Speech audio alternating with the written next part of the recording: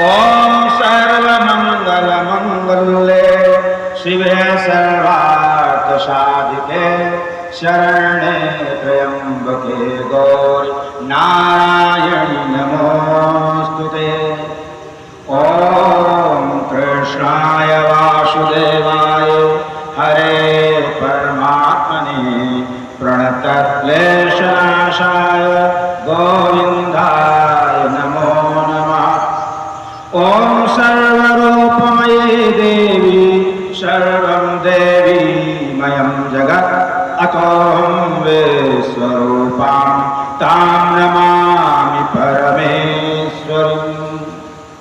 ॐ वन्दे बोधमयं नित्यं गुरुं शङ्कररूपिणं यमाश्रितो हि वक्रोऽपि चन्द्रः सर्वत्र वन्दते।